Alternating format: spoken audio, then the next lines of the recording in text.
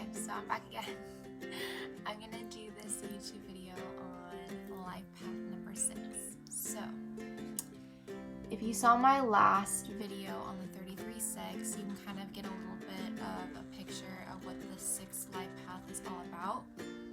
The 6 is really that nurture, that person that is going to give themselves just because they want to care for others. Like, they really truly care about people to such an extent that, sometimes on the flip side of this, on the negative side, they can be kind of self-sacrificing. So they will put others' needs before themselves. And the 6 doesn't understand sometimes. Like, this is part of it too. It needs to understand balance, right? Like, you have to give yourself your energy, your time, right? But you also have to make sure you're looking out for yourself, because I'm sure people can really relate to this, but you can't help other people unless you are helping yourself, meaning that, like, the sick can't help the sick. It just doesn't work that way. And so 6s, they are super caring and they're super nurturing, and sometimes when they're growing up, they might actually take on those parent responsibilities, because 6s learn responsibility.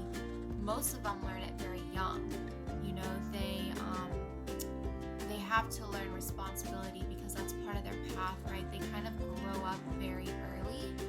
So, like myself, I actually started babysitting when I was 10 years old, and so I wasn't really doing that many kid things because I was babysitting, and it was cool because it taught me, the responsibility of watching other, younger kids, and also, being able to get money to pay for things that I needed. So, that was good. And then in middle school and high school, like 6th grade through junior year in high school, I babysat 2 sets of fraternal twins, and they were amazing kids, and I loved spending time with them and helping them. Like, I would cook for them, I would clean for them, I would help them with their homework, and the only downside of that is I didn't really have time for things for myself, but I was so grateful for that opportunity to, like I said, be able to make money to pay for things that I needed. And that's just part of it, is they learn responsibility at such a young age. And like most of them, this is what happens, But the cool thing is that they really appreciate being able to spend time with people and caring for people, right? Like, they're like the motherly, fatherly figure. If you have that mother that is super nurturing, or that father that's super nurturing and really cares about a person to a core, and wants to be there for them, that's how I picture the 6. It has a lot of Libra energy as well, because Libra is all about being calm, cool, and collected, and just 6s are just amazing people.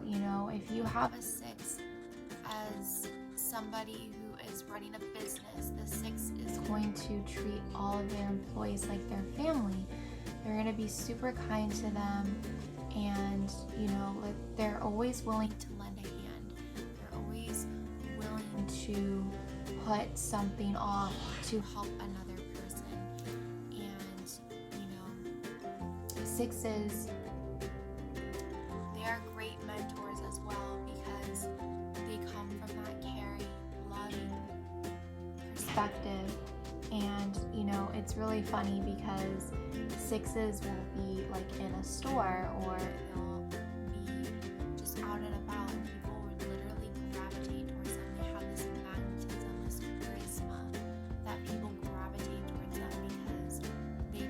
give off this warm presence.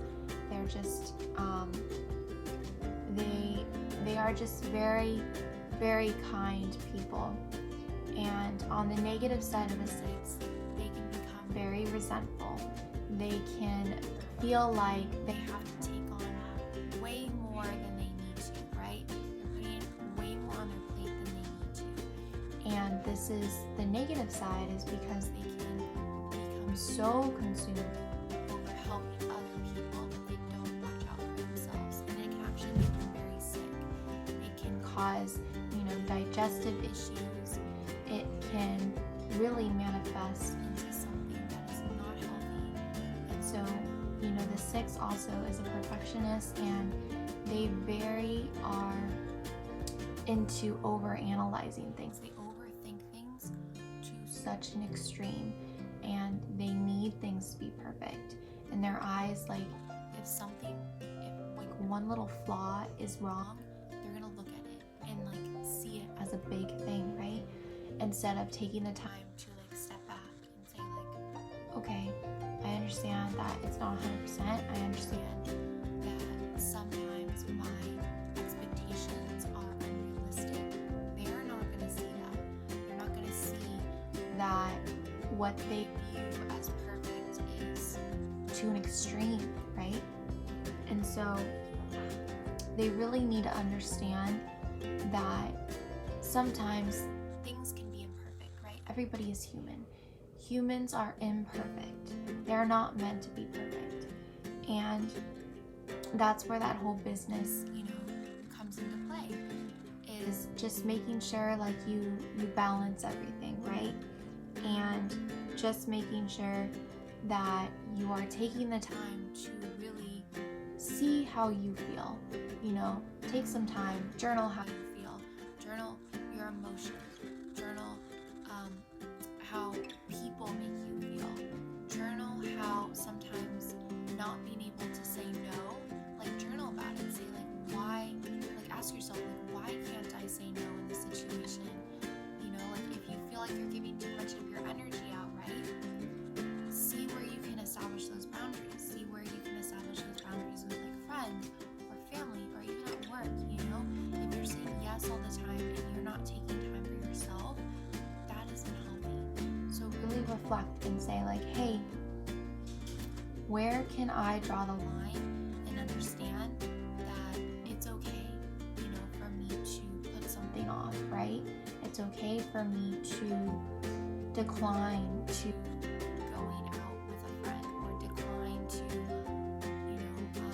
helping a family member, right? Because if it's a cost of yourself, that isn't good, So I hope this really helped you. If you had any questions about Life Path 6, or, if you are Life Path 6,